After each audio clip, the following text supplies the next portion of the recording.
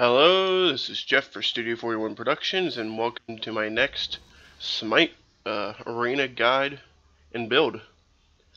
I've done enough hard gods now, so I'm just going to start moving to some of the ones that I enjoy playing a little bit more. Not to say I don't enjoy playing Thanatos, and Loki's my favorite, but I really like playing the god I'm doing this week, Kukulkan. Gotta be careful how you're saying that. And we're going to go to his god builder now and start taking a look at my build I've got for him.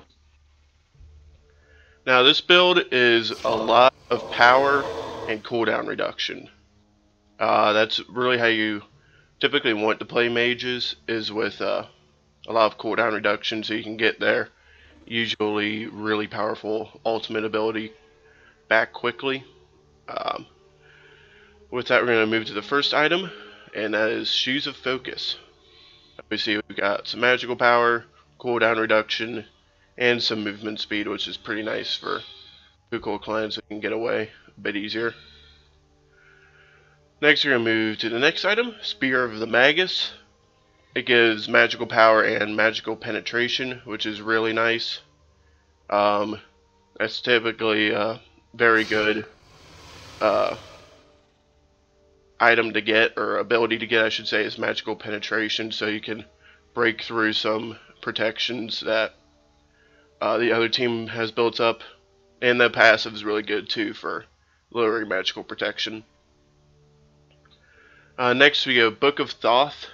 This is a very nice one to get for Kukulkan, since he doesn't have the biggest mana pool in this game. So per each stack that you get 10 mana, and it stacks up to 75. So it also converts 3% of your mana into magical power.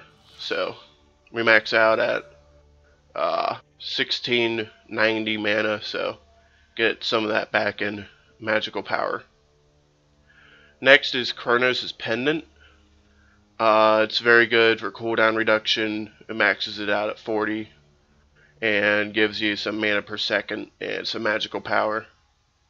And this, actually I made a change to this, it must not have taken. It shows Warlock Sash, but I'm actually changing this. So there we go. Obsidian Shard. Oh, put it into the build, and it actually goes right where I want it to go. So if you want, we'll skip here to Rod of Tahuti, since that's technically next in the build now, and that's actually where I want it. It gives you a massive magical power increase, and gives you 125 and then a straight 25%. So if you look at my magic power up here, sitting at 663, take 25% of that and add it on. So that's basically like, what, 150 or around there that we're getting back. So it's essentially goes over 800 magical power. And then last in the build is Obsidian Shard, which I just switched, which gives you 70 magical power and 33% magical penetration, which is a ton.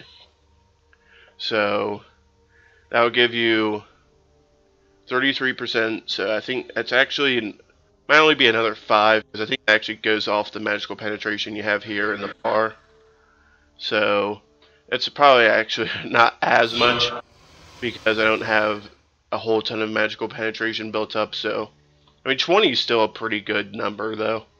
So 20% magical penetration, you're going to break through 20% of the enemy's magical protection, so that's still a good bit. And then actives, I've just got beads, so upgrade that when you're facing a lot of crowd control gods, and the blink, which is, I guess it's decent for if you want to try and chase down someone that's running, but you always want to be careful when doing that as a mage, because they obviously do not pack a lot of defense. Abilities, I actually really like the normal god build for abilities, so I don't mess with it much here. And let's get into some gameplay and a bit more into how to play this guy. Alright, so basically, with Kuku, your goal is 1, and it's easy. Do damage. Kuku, when you build him with cooldown reduction and magic power in mind, can do more damage than just about any other god in this game. And that's basically what we did. So, basically with minions, use your Whirlwind, which is your, it's the tornadoes, basically. That's always what I call it. You just lay down tornadoes, minions run into it, get tornadoes on them, and they'll die pretty quick, usually. It also is really good for dealing a lot of damage over time to enemy gods as well. Especially to hunters and mages and enemies that don't build a whole lot of defense. It can really do a lot of damage end game. It can tick for over 100, and it ticks like 5 or 6 times. With Kuku though, I know what you want. It's the big damage, and that is where your ultimate comes in. Your ultimate, Spirit of the Nine Winds, freaking lays waste to about anything in its path. It routinely late game hits for over 1,000. You can essentially nuke just about any enemy off the map once they're down to about 2/3 health. With it being a line attack though, you really get it really helps to get an Odin or an Ares on your team.